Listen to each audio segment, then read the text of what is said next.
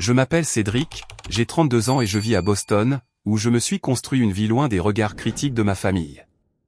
En grandissant, j'ai toujours été la déception. Tandis que ma sœur Amanda était l'enfant en or qui ne pouvait rien faire de mal.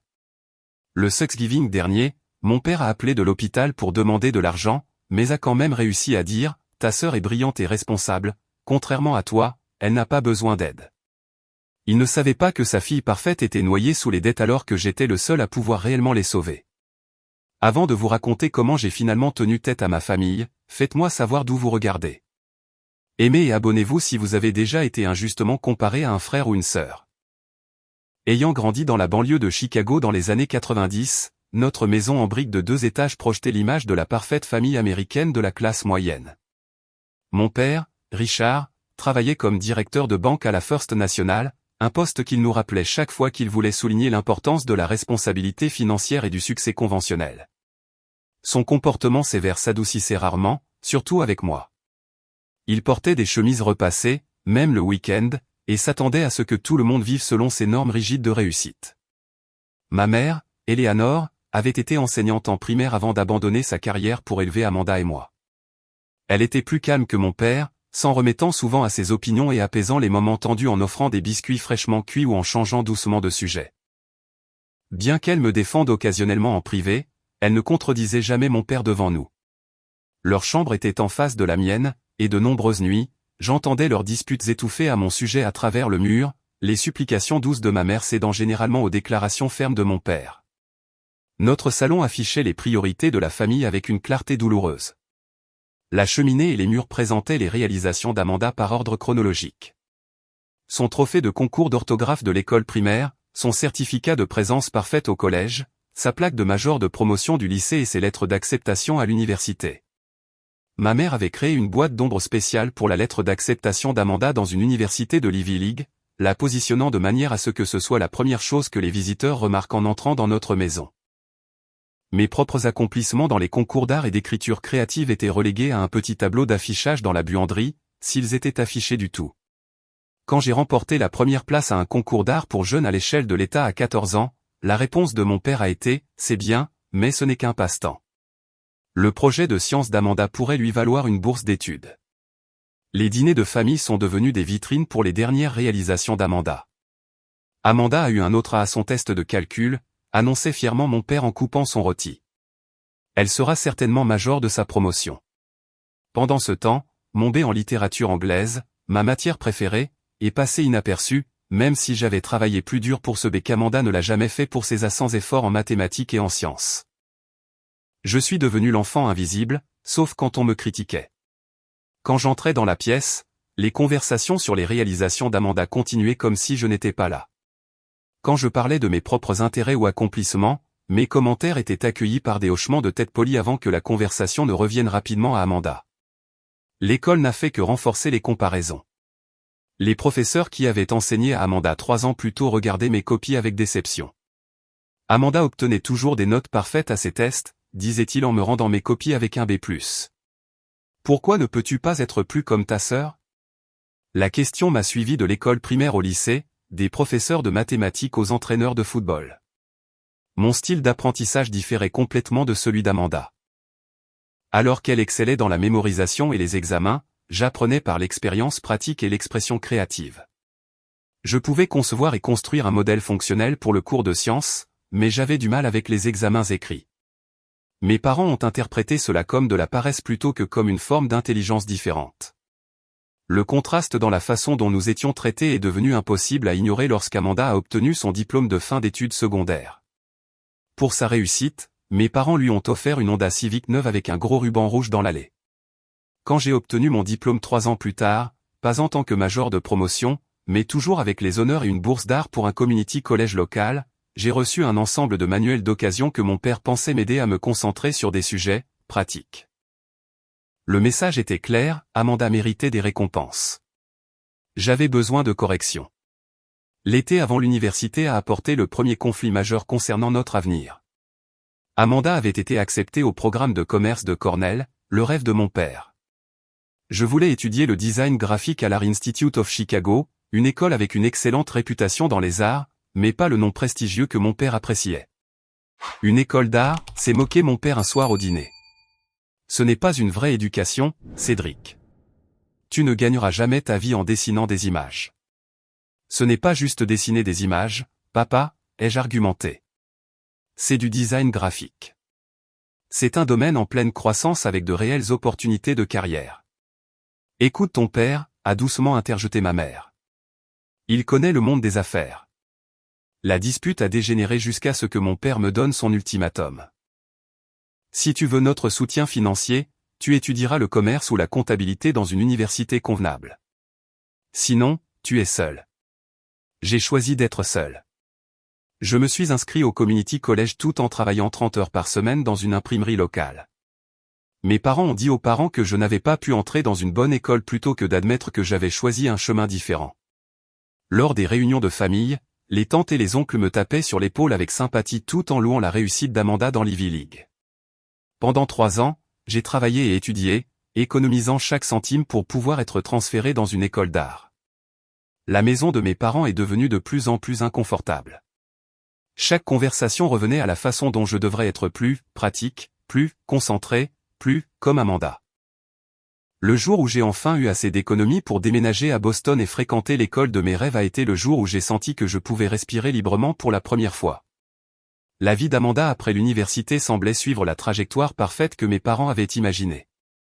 Elle a obtenu son diplôme de Cornell avec mention en administration des affaires et a immédiatement décroché un emploi chez MC Kinsey & Company, un cabinet de conseil prestigieux avec des bureaux au centre-ville de Chicago. Son salaire de départ était suffisamment impressionnant pour que mes parents mentionnent le chiffre à tous ceux qui voulaient bien l'entendre, bien qu'il n'ait jamais révélé qu'il l'avait aidé à obtenir le poste grâce aux relations bancaires de mon père.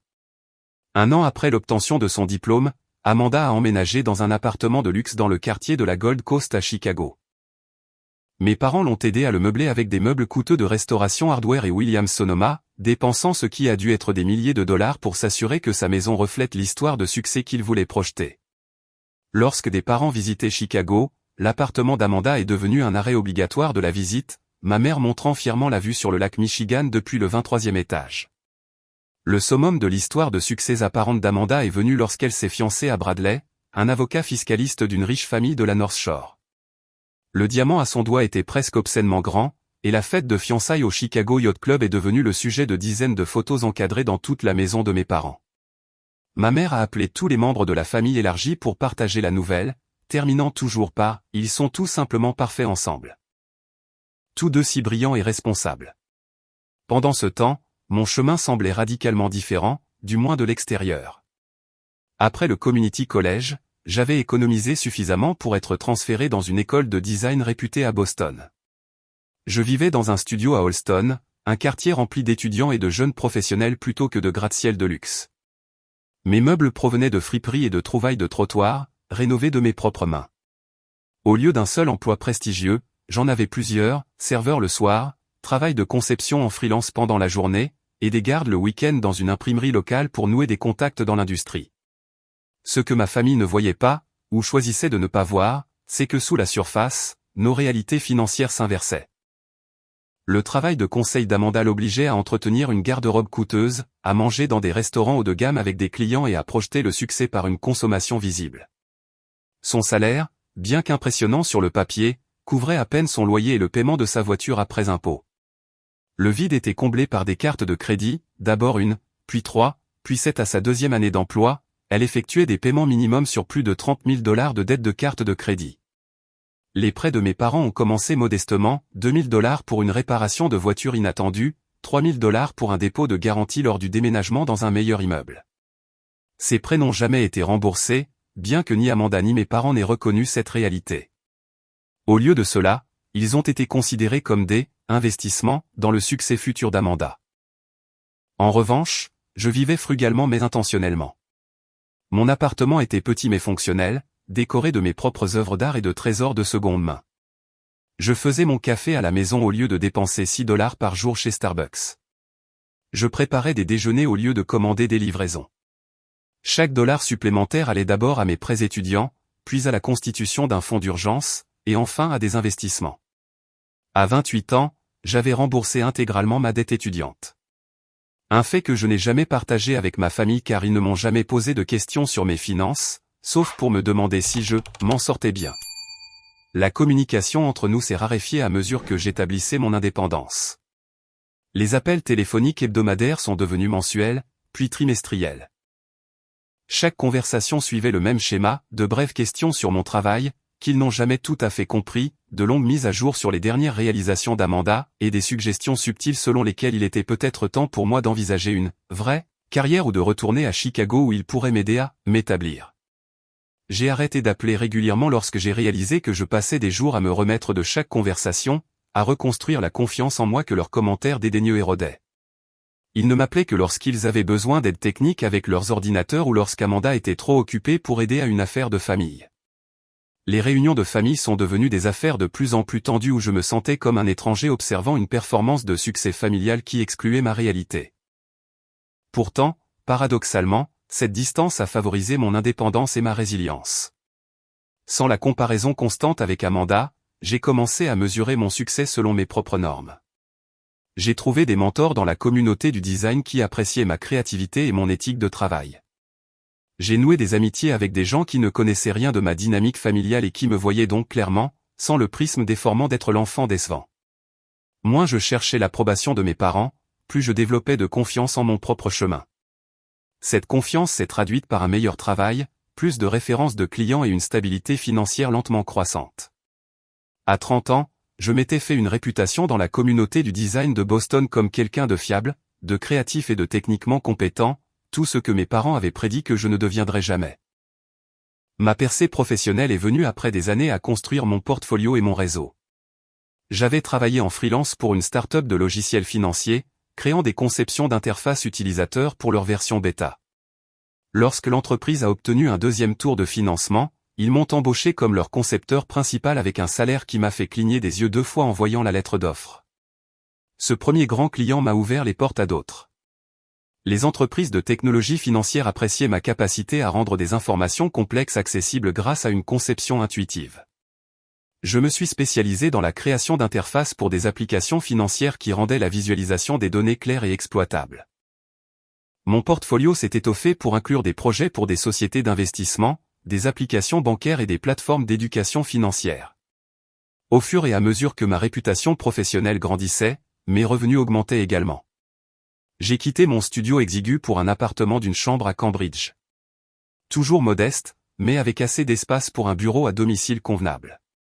Malgré l'amélioration de mes finances, j'ai conservé des habitudes relativement frugales, investissant dans des meubles de qualité qui duraient plutôt que dans des marques de luxe, cuisinant à la maison la plupart des soirs et mettant 25% de chaque chèque de paie dans l'épargne et les investissements.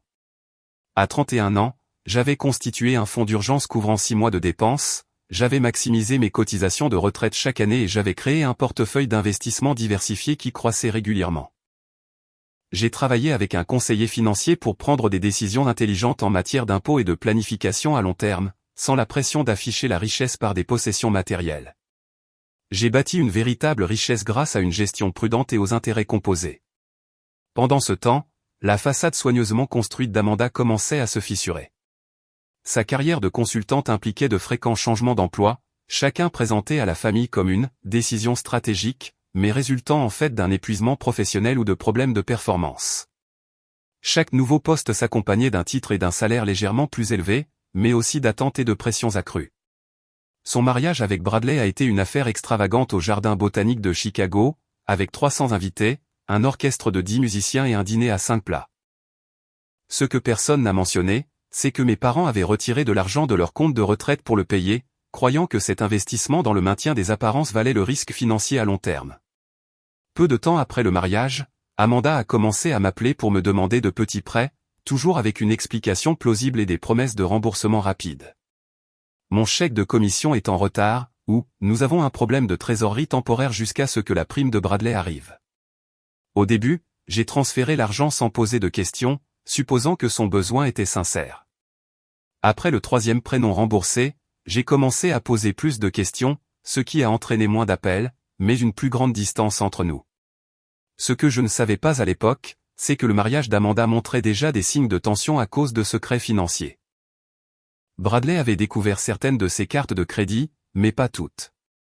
Leurs disputes sur l'argent sont devenues plus fréquentes. les habitudes de magasinage d'Amanda, vêtements de marque, restaurants chers, achats impulsifs étaient passés de folies occasionnelles à une véritable dépendance qu'elle cachait en faisant livrer des colis à son bureau ou chez des amis. Nos parents sont restés inconscients de ces réalités, ou peut-être volontairement aveugles. À chaque réunion de famille, ils continuaient de louer l'avancement de carrière et la belle maison d'Amanda tout en exprimant leurs inquiétudes quant à ma lutte dans le domaine instable du design. Quand j'ai mentionné avoir terminé un projet pour une grande institution financière, mon père l'a rejeté comme jouer avec des ordinateurs, plutôt que de faire un travail financier sérieux, comme Amanda. On s'inquiète juste pour ta sécurité future, disait ma mère en me tapotant la main. Les emplois créatifs sont si imprévisibles. Tout le monde ne peut pas avoir le don d'Amanda pour les affaires. Le contraste entre la perception publique et la réalité privée est devenu presque comique. Lors d'un dîner de fête, mon père a fièrement parlé à la famille élargie de la promotion d'Amanda pendant qu'elle s'excusait pour passer un appel téléphonique, qui, j'ai appris plus tard, était pour négocier une prolongation de paiement avec sa compagnie de carte de crédit. Le même soir, mon oncle m'a demandé si je dessinais toujours des logos, comme si ma carrière était un passe-temps plutôt qu'une profession qui me rapportait maintenant un revenu à 6 chiffres. Je luttais avec des émotions contradictoires à propos de cette situation. Une partie de moi voulait corriger leurs idées fausses et prouver mon succès. Une autre partie reconnaissait que leur approbation était devenue moins importante pour mon bonheur que ma propre satisfaction de mes choix. Une voix vindicative suggérait parfois de les laisser découvrir par eux-mêmes la maison de cartes financière d'Amanda. Mon mentor, Daniel, un designer à succès de 20 ans mon aîné, m'a fourni une perspective précieuse lors de nos réunions de café hebdomadaires. Les récits familiaux sont des choses puissantes, m'a-t-il dit un jour. Parfois, les gens ont besoin de ces histoires pour donner un sens à leur monde. Tes parents ont besoin qu'Amanda soit l'histoire à succès et que tu sois le récit édifiant. La question est de savoir si tu as encore besoin de participer à ce récit. Ces mots m'ont aidé à faire la paix avec le maintien d'une certaine distance sans couper complètement les ponts. J'appelais pour les anniversaires et les vacances, je rendais brièvement visite à Noël et je me concentrais autrement sur la construction de la vie que je voulais à Boston. J'ai arrêté d'essayer de corriger leurs idées fausses ou d'obtenir leur approbation. Cette approche m'a permis de préserver ma santé mentale tout en reconnaissant que je me souciais toujours de ma famille malgré nos difficultés. L'année de mes 32 ans a marqué une étape importante dans ma carrière. Après des années de travail en contrat et de construction de ma réputation, on m'a offert un poste de direction chez FinTech Innovation, une entreprise de technologie financière du Fortune 500 qui développait son bureau de Boston. Le poste s'accompagnait d'une augmentation de salaire substantielle, d'options sur actions et d'une équipe de designers à gérer. Pour la première fois, je ne façonnerai pas seulement des projets individuels, mais tout un écosystème de produits. Avec cette sécurité financière, j'ai franchi le pas d'acheter ma première maison, un condominium de 2 chambres dans un immeuble d'usine reconverti à South Boston. L'espace présentait de hauts plafonds, des murs en briques apparentes et de grandes fenêtres qui remplissaient les pièces de lumière naturelle. J'ai créé un bureau à domicile dédié qui servait également d'espace de studio où je pouvais expérimenter des concepts de design en dehors des heures de travail.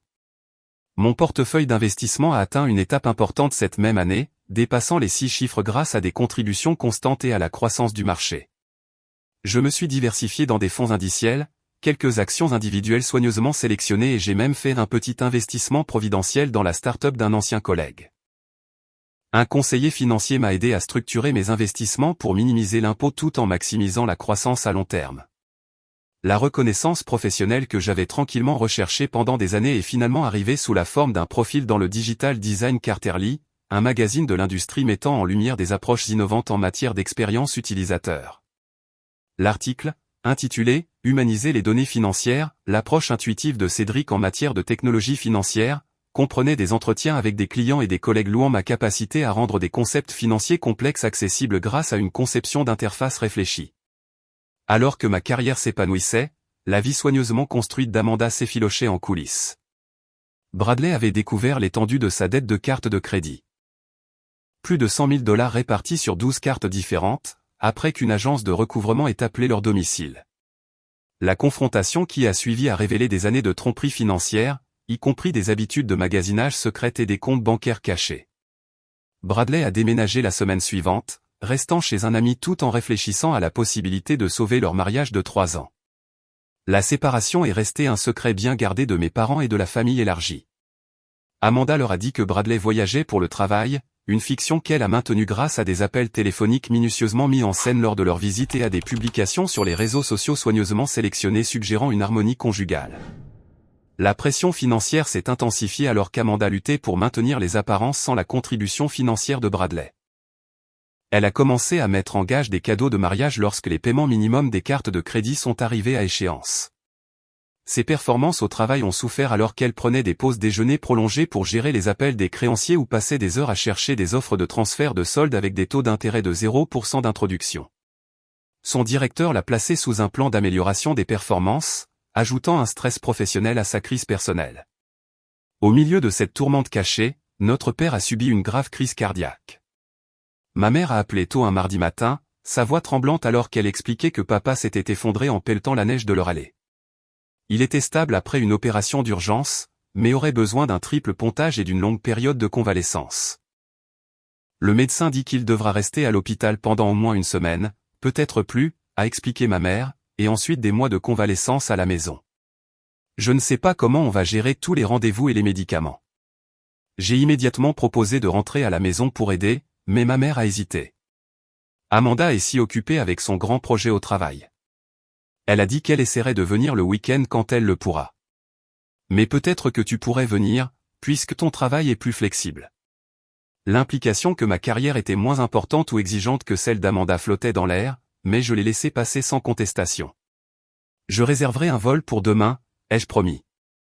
Ne t'inquiète pas de venir me chercher. Je louerai une voiture à l'aéroport.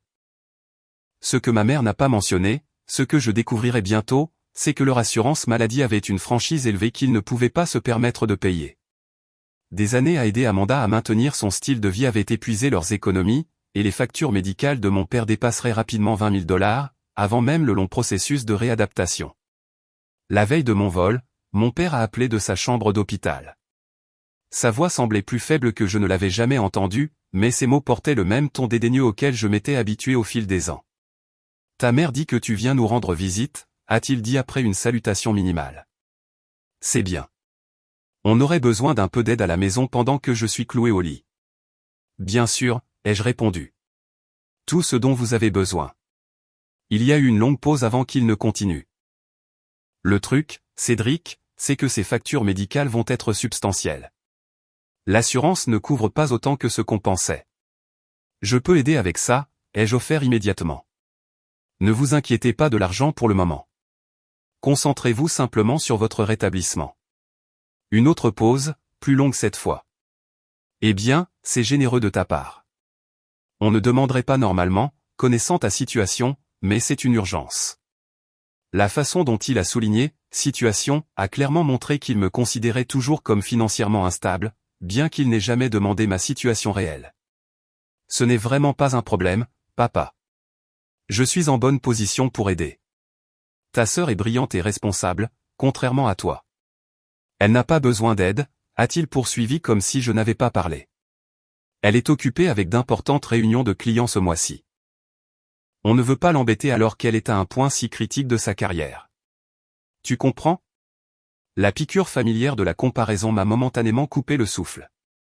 Même en demandant mon aide financière, mon père ne pouvait s'empêcher de souligner la supériorité d'Amanda. L'absurdité de la situation s'est finalement cristallisée pour moi. Je paierais les factures médicales que ma sœur soi-disant plus brillante ne pouvait pas se permettre d'aider, tout en étant toujours considérée comme l'échec de la famille. Je comprends parfaitement, ai-je dit doucement. Je te vois demain, papa. Après avoir raccroché, je suis resté assis à l'îlot de ma cuisine pendant près d'une heure, digérant la conversation. Puis j'ai pris une décision qui allait finalement changer notre dynamique familiale pour toujours. Au lieu de rentrer à la maison pour une courte visite, j'ai fait mes valises pour un séjour prolongé. Il était temps de voir la réalité de la situation de ma famille avec des yeux clairs et de finalement aborder la fiction qu'ils avaient maintenue pendant tant d'années. Le taxi m'a déposé chez mes parents tard le jeudi après-midi. Debout sur le trottoir avec ma valise, j'ai remarqué des détails que j'avais négligés lors de brèves visites de vacances, de la peinture qui s'écaillait sur les cadres des fenêtres, des bardeaux manquants sur le toit, des fissures dans l'allée en béton qui avaient été réparées avec de l'asphalte. La pelouse autrefois impeccable était inégale et envahie par les mauvaises herbes par endroits. La maison qui avait été la vitrine du quartier pendant mon enfance montrait maintenant des signes clairs d'entretien différé. Ma mère a ouvert la porte avant que je puisse frapper. Elle avait l'air plus âgée que ses 61 ans, avec des cernes sombres sous les yeux et des cheveux qui étaient devenus complètement gris depuis Noël. Elle m'a serré fort dans ses bras, sa silhouette mince semblant fragile contre la mienne. « Merci d'être venu », a-t-elle murmuré. Ça a été si difficile. À l'intérieur, la maison racontait sa propre histoire de difficultés financières. Les meubles étaient les mêmes que lorsque j'étais parti pour l'université, maintenant usés et démodés. Les appareils de cuisine qui avaient été haut de gamme dans les années 90 n'avaient pas été mis à jour. De petites réparations avaient été négligées. Une porte d'armoire pendait d'une seule charnière. Le lave-vaisselle avait une pancarte manuscrite, en panne, collée dessus, et le lustre de la salle à manger manquait de 3 ampoules. J'avais l'intention de faire des réparations, a dit ma mère en remarquant mon regard. Mais avec les heures de ton père réduites à la banque l'année dernière, on a dû faire attention aux dépenses. Ces heures ont été réduites? C'était la première fois que j'entendais parler de problèmes d'emploi. Juste à 4 jours par semaine, a-t-elle expliqué en s'affairant à préparer du thé. La banque a automatisé davantage de ses processus. Il ne voulait pas vous inquiéter avec ça, les enfants. Après m'être installé dans mon ancienne chambre, inchangée depuis le lycée, avec des affiches délavées et des trophées qui prenaient la poussière, j'ai posé des questions plus directes sur leur situation financière. Les yeux de ma mère se sont remplis de larmes alors qu'elle ouvrait à contre-cœur un tiroir de la cuisine et en sortait une pile d'enveloppes non ouvertes. Je ne sais pas par où commencer avec ça, a-t-elle admis. Il y a des factures d'hôpital, des relevés de cartes de crédit, des avis de retard de paiement. Ton père s'est toujours occupé de l'argent. Je ne sais même pas combien on doit au total. J'ai passé cette soirée à la table de la cuisine, triant leurs documents financiers. L'image qui en a émergé était alarmante. Leur hypothèque avait été refinancée 3 fois, chaque fois en retirant des fonds propres. Les cartes de crédit étaient presque au maximum. Les comptes de retraite avaient été vidés à des niveaux alarmants et les factures médicales s'empilaient, non ouvertes. Quand j'ai gentiment posé des questions sur les multiples refinancements, ma mère a détourné le regard. Le mariage d'Amanda était si important pour ton père. Et puis elle a eu besoin d'aide pour l'acompte de son condo. Et il y a eu quelques fois où elle a eu des dépenses imprévues. Le lendemain matin, je suis allé à l'hôpital pour voir mon père.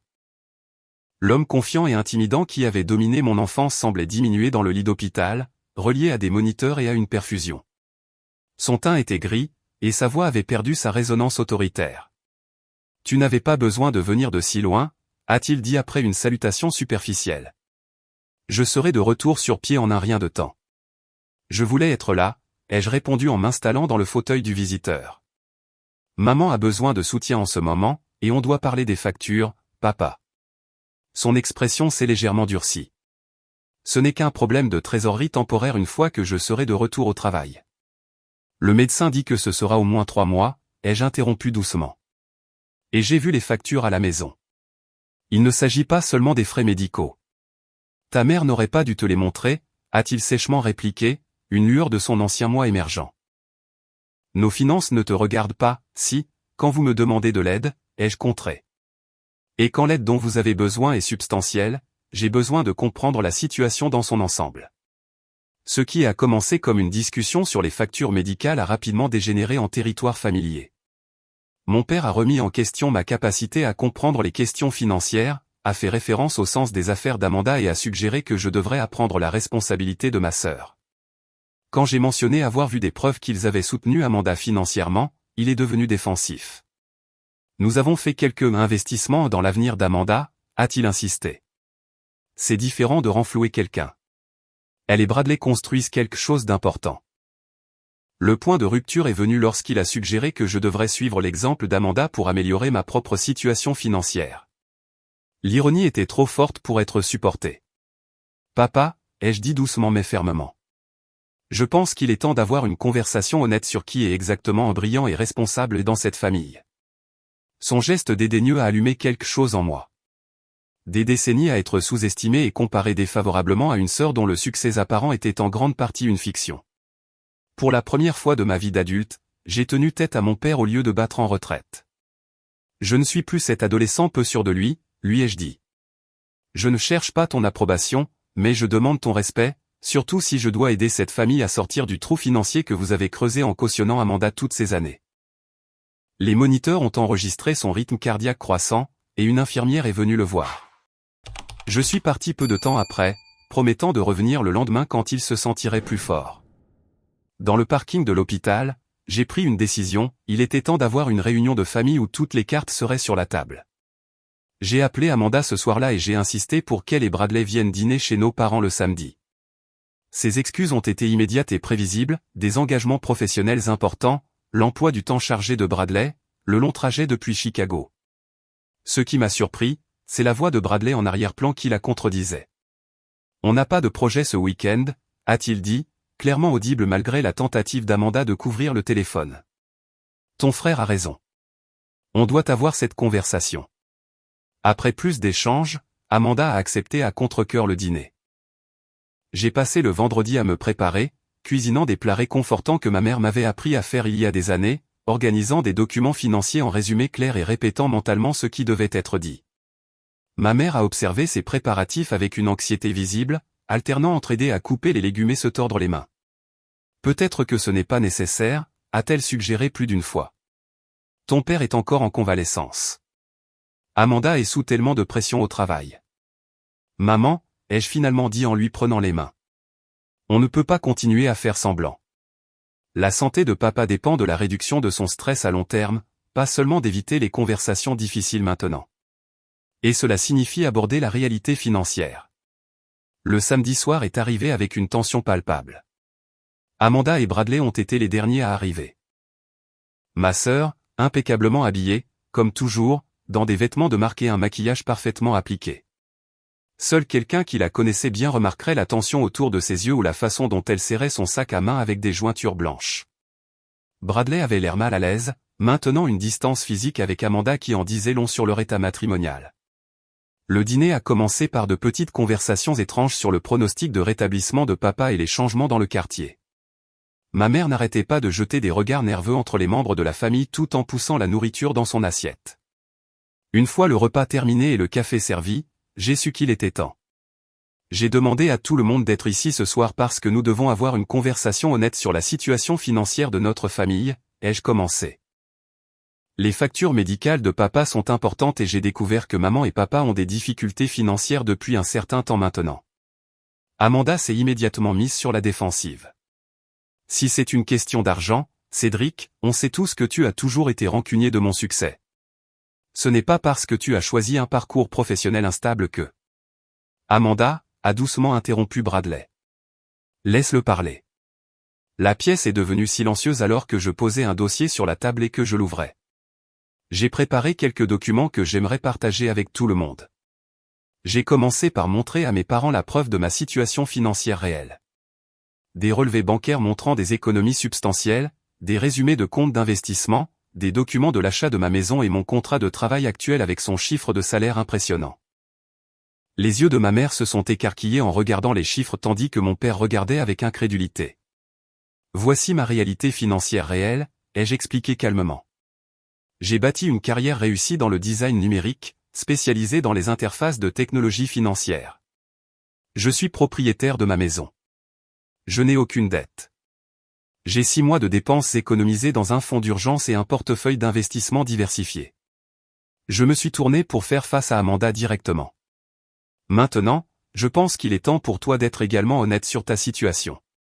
La couleur a quitté son visage. Ce n'est pas juste. Tu essaies de me mettre dans l'embarras devant tout le monde.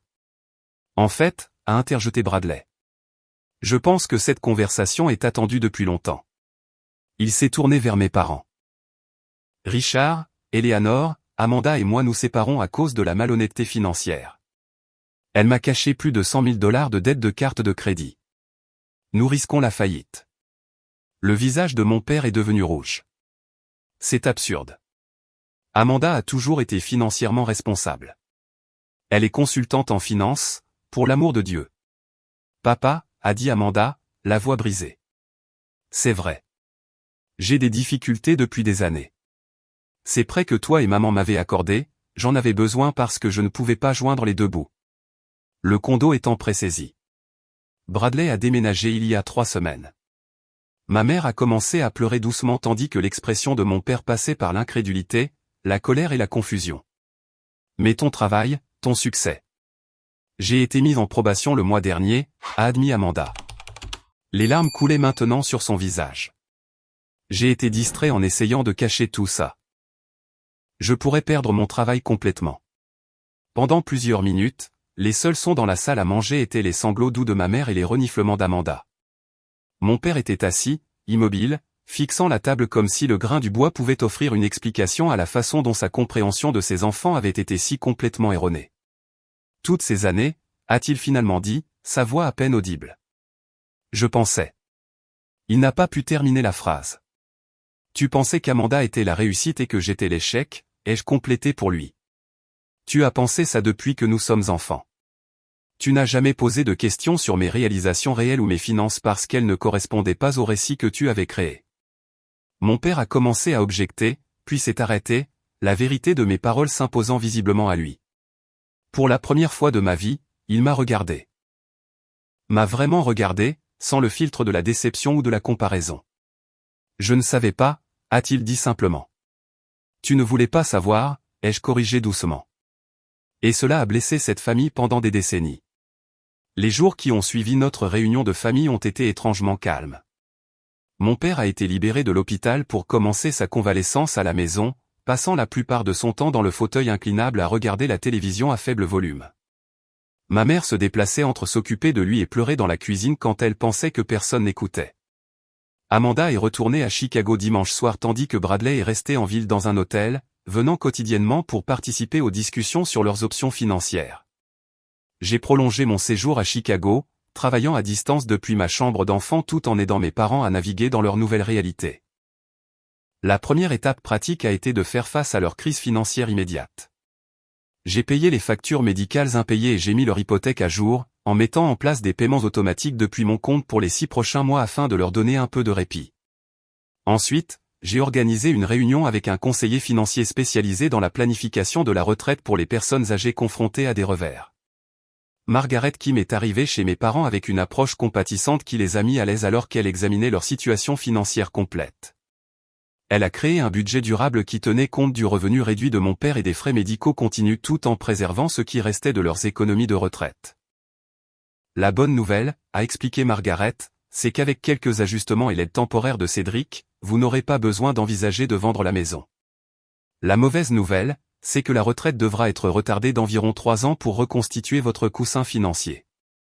Mon père, qui était resté largement silencieux pendant la réunion, a finalement pris la parole. J'aurais dû mieux planifier. J'étais tellement concentré sur les apparences que j'ai perdu de vue les chiffres réels. Venant d'un ancien directeur de banque, cet aveu lui a clairement coûté une fierté considérable. Pour Amanda, le chemin à parcourir était plus compliqué. Après plusieurs discussions familiales, nous nous sommes mis d'accord sur une approche structurée de sa dette. Je rembourserai ses cartes de crédit à taux d'intérêt le plus élevé pour arrêter l'hémorragie, mais seulement si elle s'engageait à suivre des conseils en crédit et une thérapie financière pour aborder les aspects émotionnels de sa dépendance aux dépenses. Elle me rembourserait par le biais d'un accord formel avec un intérêt modéré, non pas pour profiter de sa situation, mais pour établir une responsabilité professionnelle qui avait fait défaut dans sa vie financière. Je ne mérite pas ton aide, m'a-t-elle dit un soir alors que nous étions seuls dans la cuisine à faire la vaisselle. J'ai été horrible avec toi pendant des années. Il ne s'agit pas de mériter, ai-je répondu. Il s'agit de la famille. Mais il s'agit aussi de changer des schémas qui n'ont fonctionné pour aucun de nous. Avec la permission d'Amanda, j'ai engagé un service de bricolage pour effectuer les réparations essentielles à la maison de mes parents qui avaient été différées pendant des années. Le toit qui fuyait a été réparé, les appareils électroménagers cassés ont été remplacés par des modèles modestes mais fonctionnels, et les problèmes de sécurité ont été résolus. Ma mère a pleuré lorsque le nouveau lave-vaisselle a été installé, réalisant depuis combien de temps elle s'accommodait de circonstances de plus en plus difficiles sans se plaindre. La guérison émotionnelle a commencé plus timidement que les solutions pratiques. Mon père, dont l'identité était si étroitement liée au succès financier et au fait d'avoir la fille parfaite, a eu du mal à concilier ses croyances de longue date avec la réalité. Un après-midi, pendant sa convalescence, il m'a appelé dans le salon où il triait de vieilles photos de famille. J'ai trouvé ça, a-t-il dit en tendant un certificat délavé de mon exposition d'art de 8e année. Ta mère a tout gardé, même quand je ne voyais pas la valeur. C'était la chose la plus proche d'une excuse qu'il pouvait formuler à ce moment-là. Mais j'ai reconnu l'effort qu'il lui a fallu pour reconnaître cette petite preuve qu'il avait eu tort à mon sujet. Elle a toujours cru en moi, ai-je dit, acceptant l'ouverture qu'il offrait. J'aurais juste aimé que tu puisses le faire aussi. Je n'ai pas compris ton chemin, a-t-il admis. Je pensais qu'il n'y avait qu'une seule voie vers le succès, celle que j'avais prise. J'avais tort à ce sujet. Le parcours de guérison de ma mère a pris une forme différente. Avec mon père occupé par sa convalescence et sa physiothérapie, elle a commencé à passer du temps avec moi indépendamment, peut-être pour la première fois. Nous avons cuisiné ensemble, fait de courtes promenades dans le quartier et reconstruit progressivement une relation qui n'était pas définie par son rôle de médiatrice entre mon père et moi. J'aurais dû te défendre davantage, a-t-elle avoué lors d'une de nos promenades. Je savais à quel point tes talents étaient spéciaux, mais j'avais peur de provoquer un conflit. Tu as fait de ton mieux, maman, les jeux assurés. On a tous fait ce qu'on pensait être juste à l'époque. Le processus d'Amanda a peut-être été le plus difficile. Des années à être l'enfant en or avaient créé une image de soi fragile qui dépendait d'une validation externe constante. Lorsque la façade s'est effondrée, elle a dû faire face non seulement à ses erreurs financières, mais aussi à sa participation à une dynamique familiale qui avait profondément blessé son frère. Ses premières tentatives d'excuses étaient défensives, se concentrant davantage sur l'explication de son comportement que sur la prise de responsabilité. Il faut que tu comprennes, j'étais sous une pression énorme pour être parfaite, a-t-elle dit lors d'une conversation difficile. Tout le monde s'attendait à ce que je réussisse. Je comprends que cette pression était réelle, ai-je reconnu. Mais tu en as aussi bénéficié alors que j'en ai souffert. On doit tous les deux reconnaître ces vérités. La famille a commencé à assister à des séances de thérapie ensemble lorsque mon père a été assez fort pour y participer. Le docteur Suzanne Chen, une thérapeute familiale spécialisée dans les relations entre frères et sœurs adultes, nous a aidés à naviguer dans les émotions complexes et les schémas bien ancrés qui avaient défini nos relations pendant des décennies. Elle a introduit le concept de « rôles familiaux » et la façon dont nous avions tous été contraints par le récit de « l'enfant en or » et de la « déception ». Ces rôles ont servi une fonction dans votre système familial, a expliqué le docteur Chen. Mais ils n'ont permis à aucun de vous d'être pleinement vu ou connu par les autres. Le défi maintenant est de vous relier en tant qu'adulte. Vous êtes réellement, pas les rôles qui vous ont été assignés. 6 mois après la crise cardiaque de mon père, les changements dans notre famille étaient subtils mais significatifs. Mon père avait commencé à poser de véritables questions sur mon travail, faisant un effort pour comprendre le design numérique, même si cela restait quelque peu étranger à son expérience. Lorsque j'ai expliqué un projet particulièrement complexe impliquant la visualisation de la planification de la retraite, il a offert des perspectives de son expérience bancaire qui ont en fait amélioré mon approche. Ma mère a trouvé sa voie de manière modeste mais significative, exprimant plus librement ses préférences et ses opinions. Elle a commencé un travail à temps partiel dans une librairie locale, son premier emploi rémunéré en 30 ans. Le revenu modeste a renforcé sa confiance en elle autant que le budget familial. Amanda a déménagé dans un appartement plus petit et a trouvé un poste dans une organisation à but non lucratif aidant les familles à faible revenu avec l'alphabétisation financière, un travail moins bien payé mais mieux aligné sur ses valeurs et ses compétences. Son mariage avec Bradley est resté séparé mais pas divorcé, tous deux assistant à des conseils de couple pour déterminer si leur relation pouvait être reconstruite sur une base plus honnête. Les réunions de famille sont devenues moins axées sur la performance et plus authentiques. Les réussites étaient célébrées sans comparaison, et les difficultés étaient discutées ouvertement plutôt que cachées. La prétention qui avait caractérisé nos interactions pendant si longtemps a progressivement cédé la place à une connexion authentique basée sur qui nous étions réellement, pas sur qui nos parents nous avaient imaginé être.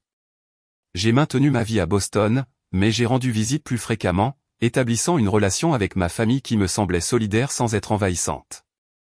Pour la première fois, je pouvais les aimer sans me sentir diminué par eux. Et peut-être plus important encore, je pouvais enfin croire qu'ils commençaient à aimer le vrai moi plutôt que de souhaiter constamment que je sois quelqu'un d'autre. 1 an après la confrontation qui a tout changé, mes parents m'ont rendu visite à Boston pour la première fois. J'ai observé leur visage alors qu'ils découvraient l'espace de l'usine reconvertie avec ses hauts plafonds et ses fenêtres immenses, la cuisine bien équipée où j'avais découvert une passion pour la cuisine, et le bureau à domicile où je créais les designs qui avaient bâti ma carrière. C'est vraiment quelque chose, Cédric, a dit mon père en passant la main sur le mur en briques apparentes. Tu as construit une belle vie ici. La simple reconnaissance signifiait plus pour moi qu'ils ne pouvaient l'imaginer. Je leur avais préparé le dîner. Rien d'élaboré, juste des plats réconfortants bien exécutés, servis dans la vaisselle en céramique faite à la main que j'avais collectionnée auprès d'artistes locaux. Assis autour de ma table de salle à manger, la conversation a coulé plus naturellement qu'elle ne l'avait jamais fait de mémoire. Je dois dire quelque chose, a annoncé mon père alors que nous terminions notre repas. Il avait l'air mal à l'aise mais déterminé. J'ai eu tort à ton sujet, Cédric. À propos de beaucoup de choses. J'étais tellement fixé sur une certaine définition du succès que je ne pouvais pas voir ce qui était juste devant moi. Je suis. Il a fait une pause, les mots lui étant clairement difficiles. Je suis fier de l'homme que tu es devenu. Sans mon aide, malgré mes limites en tant que père. De la part de Richard Collins, cette excuse hésitante représentait un changement sismique. Ma mère a tendu la main sur la table et a serré la mienne, les larmes aux yeux. Nous le sommes tous les deux, a-t-elle ajouté, très fière. Ce soir-là a marqué un nouveau chapitre de notre histoire familiale. Pas une fin heureuse parfaite, celle-ci n'existe que dans les contes de fées, mais un début plus honnête, basé sur qui nous étions vraiment plutôt que sur qui nous avions prétendu être. Mon propre parcours de guérison a continué à se dérouler par couches. La justification initiale que j'ai ressentie lorsque mon succès financier a enfin été reconnu a cédé la place à une compréhension plus profonde des dynamiques familiales qui nous avaient tous façonnés. Grâce à la thérapie et à l'introspection, j'ai traité la colère que j'avais portée pendant des décennies, non pas pour l'éliminer, car une partie était entièrement justifiée, mais pour l'empêcher de définir mes futures relations. J'ai appris à accepter la validation de l'intérieur plutôt que de la chercher constamment auprès de ma famille. La petite voix qui avait toujours murmuré « pas assez bon », chaque fois que j'accomplissais quelque chose est devenue plus silencieuse, progressivement remplacée par la confiance en mon propre jugement et mes valeurs. J'ai découvert que me libérer du rôle de la déception familiale m'a permis de définir le succès selon mes propres termes, mesuré non pas par comparaison avec les autres, mais par l'alignement avec mon moi authentique. Le plus difficile a peut-être été de trouver de la compassion pour mes parents et ma sœur sans excuser le mal qu'ils avaient causé. J'en suis venu à comprendre que les attentes rigides de mon père découlaient des critiques de son propre père, que l'incapacité de ma mère à me défendre reflétait sa peur des conflits, et que le maintien désespéré des apparences d'Amanda masquait une profonde insécurité. Cette compréhension n'a pas effacé le passé, mais elle m'a aidé à avancer sans amertume. La transformation de ma vie personnelle a également influencé mes choix professionnels. Me souvenant à quel point il avait été difficile de poursuivre une carrière créative sans soutien, j'ai créé un programme de mentorat pour les jeunes designers issus de milieux défavorisés. Une fois par mois, j'ouvrais mon bureau à des lycéens intéressés par le design numérique, enseignant des compétences de base et offrant des conseils sur l'éducation et les parcours professionnels. Voir leurs talents s'épanouir avec un peu d'encouragement est devenu l'une de mes plus grandes joies. Lors de conférences de l'industrie, j'ai commencé à parler ouvertement des défis de santé mentale dans les domaines créatifs, partageant comment le perfectionnisme et le syndrome de l'imposteur avaient affecté le début de ma carrière. Ces présentations ont profondément résonné auprès de collègues qui avaient fait face à des difficultés similaires, créant des liens basés sur une vulnérabilité partagée plutôt que sur des images de succès soigneusement sélectionnées. Mon travail lui-même a évolué pour intégrer plus de sens au-delà de l'excellence technique. J'ai commencé à m'associer à des organisations à but non lucratif d'alphabétisation financière, similaires à celles où Amanda travaillait maintenant, concevant des interfaces qui rendaient la budgétisation et l'épargne accessibles aux personnes sans formation financière. Ce mariage de mes compétences techniques avec un impact social authentique a apporté une profondeur de satisfaction qui a dépassé tout ce que j'avais connu dans ma carrière jusqu'à présent. Amanda et moi avons reconstruit notre relation lentement, remplaçant la dynamique compétitive de notre enfance par un soutien mutuel pour nos chemins très différents. Elle venait à Boston tous les trimestres pour ce que nous appelions des sessions de stratégie fraternelle, où nous passions en revue les progrès et les défis de chacun sans l'influence de nos parents. Elle a trouvé sa voie authentique en travaillant avec des familles en crise financière, s'appuyant sur ses propres expériences pour offrir à la fois des conseils pratiques et une empathie sincère. J'ai passé tellement d'années à essayer de paraître brillante, a-t-elle confié lors d'une de ses visites. C'est un tel soulagement d'être réellement utile à la place. Mes parents ont poursuivi leur propre évolution, bien que plus progressivement. Mon père a rejoint un groupe de soutien pour les survivants de crise cardiaque où il a noué des amitiés basées sur une vulnérabilité mutuelle plutôt que sur la compétition de statut. Ma mère a fait du bénévolat à la banque alimentaire de son église, découvrant un épanouissement dans le service qui n'avait rien à voir avec le maintien des apparences. Ils ont déménagé dans une maison plus petite qui convenait mieux à leurs besoins de retraite, abandonnant la maison vitrine qui avait représenté tant de leurs anciennes valeurs. En repensant au parcours de notre famille, j'ai réalisé à quel point les récits que nous nous racontons sur nous-mêmes et sur les autres façonnent nos perceptions et nos choix. Pendant des décennies, notre famille avait été piégée dans une histoire avec des rôles assignés, la fille qui réussit, le fils décevant, le père fier, la mère qui soutient.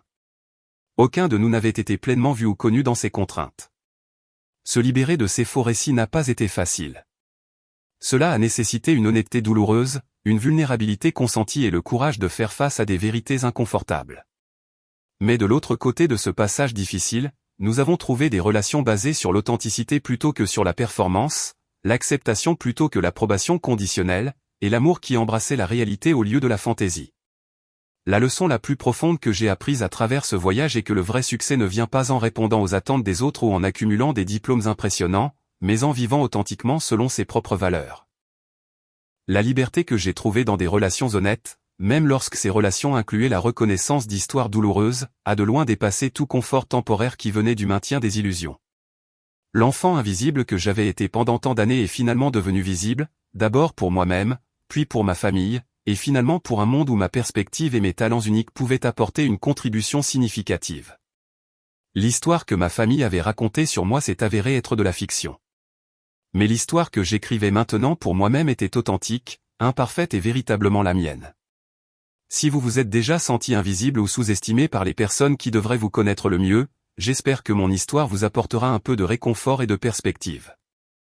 Notre valeur n'est pas déterminée par les perceptions limitées des autres. Et il n'est jamais trop tard pour réécrire les récits qui ont défini nos relations. Avez-vous déjà été injustement comparé à vos frères et sœurs ou vécu dans l'ombre de quelqu'un d'autre? Partagez votre histoire dans les commentaires. Vous pourriez aider quelqu'un d'autre à se sentir moins seul.